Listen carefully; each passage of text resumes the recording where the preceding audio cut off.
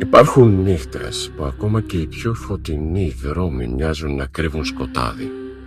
Νύχτες που η σιωπή δεν είναι απλώς έλλειψη ήχου, αλλά μία προειδοποίηση. Απόψε θα σας αφηγηθώ μία ιστορία που ξεκινά με μία απλή αναζήτηση και καταλήγει μπλεγμένη με δυνάμεις που δεν μπορούν να κατανοηθούν. Μείνετε μαζί μας, γιατί το φως και το σκοτάδι δεν ήταν ποτέ αυτά που φαίνονται. Ο Παύλος δεν περπατούσε τυχαία μέσα στη νύχτα. Η αποστολή του ήταν σαφής: να βρει νέους ανθρώπους με σπέρμα μαγείας, ικανά να γίνουν μέλη των απογόνων του ήλιου. Η δύναμη του χρόνου, το κομμάτι του ενός που κουβαλούσε μέσα του, τον οδηγούσε σε μέρη όπου η μαγεία είχε αφήσει τα ίχνη της, αλλά οι άνθρωποι δεν τα είχαν προσέξει. Κάποια στιγμή ένα ένστικτο τον έφερε σε μια παλιά πόλη, ξεχασμένη στον χάρτη, που φαινόταν άδεια και εγκαταλελειμμένη. Ο Παύλος ένιωσε τη μαγεία που ρέει κάτω από τα πέτρινα πεζοδρόμια, σαν καρδιακός παλμός του παρελθόντος. Η μυρωδιά της υγρασίας και της καμένης ξυλίας γέμιζε τον αέρα, και τα δέντρα στους δρόμους στέκονταν σαν σκοτεινές φιγούρες παρατηρώντας. Ο ηλεκτρισμός των φωτισμένων καλωδίων ήταν σβηστός, εδώ και πολύ καιρό, σαν να μην υπήρξε ποτέ. Κάθε βήμα του Παύλου έκανε τα συντρίμμια να τρίζουν και ο άνεμος ψιθύριζε λέξεις που κανείς δεν μπορούσε να ακούσει. Δεν ήταν τυχαία εδώ.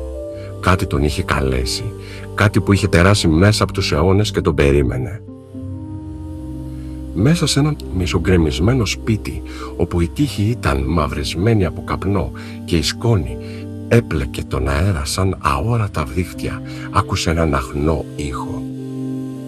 Ένα μωρό έκλαιγε. Ο Παύλος πλησίασε προσεκτικά. Το μικρό σώμα ήταν τυλιγμένο σε ένα κατεστραμμένο κουβερτάκι. Τρεμούλιαζε από το κρύο και τον φόβο. Με τα δάχτυλά του άγγιξε απαλά τα χεράκια της και η καρδιά του σφίχτηκε. «Δεν ξέρω γιατί σε βρήκα, αλλά δεν θα σε αφήσω ποτέ», είπε. Το παιδί θα ονομαστεί Μαρίζα, ένα όνομα που κουβαλάει φως και σκοτάδι ταυτόχρονα και που θα γίνει το σύμβολο μιας μοίρας πολύ μεγαλύτερης από την ίδια.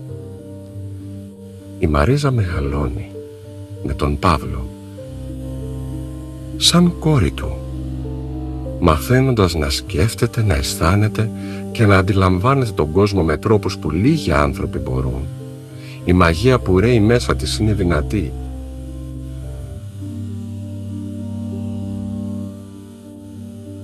Ο Παύλος την προετοιμάζει για τη ζωή στους απόγονους του ήλιου, για τις μάχες που θα έρθουν, για τα μυστικά που θα πρέπει να κρατήσει.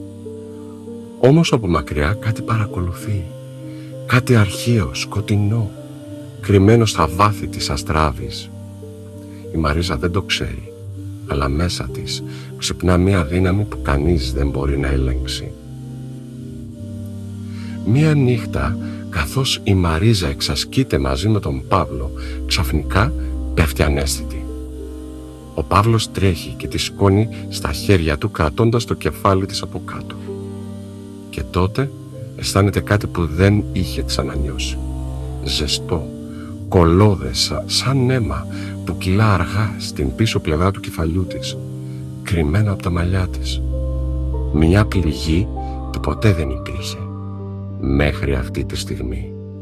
Με δέος τραβά τα μαλλιά της απαλά και βλέπει κάτι που τον παγώνει. Ένα μάτι, φιδίσιο και κόκκινο, σλισμένο πίσω από το κρανίο της, ανοιχτό σαν να παρακολουθεί τον κόσμο με δική του συνείδηση. Τρέχει αίμα γύρω του, σαν να έχει μόλις ξεπηδήσει από άλλη διάσταση. Το μάτι τον κοιτάζει και μέσα σε αυτό βλέπει αρχαία γνώση, σκοτάδι που δεν ανήκει εδώ, τη δύναμη ενός θεού που βρήκε καταφύγιο στο αθώο πρόσωπο της Μαρίζας. Ο Παύλος υποχωρεί, αναπνέοντας βαριά. Η καρδιά του χτυπά σαν τύμπανο. Όλα όσα νόμιζε ότι ήξερε για το παιδί έχουν αλλάξει.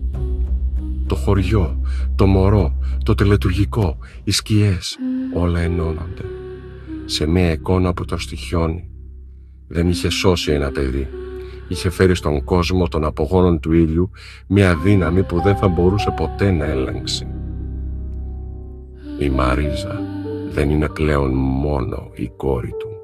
Είναι κάτι άλλο, κάτι αρχαίο, σκοτεινό, και το ξύπνημά της πλησιάζει.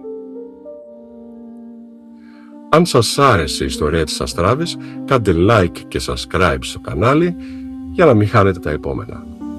Στο επόμενο επεισόδιο, οι σκιές αρχίζουν να κινούνται και τότε κανείς δεν θα είναι ασφαλής.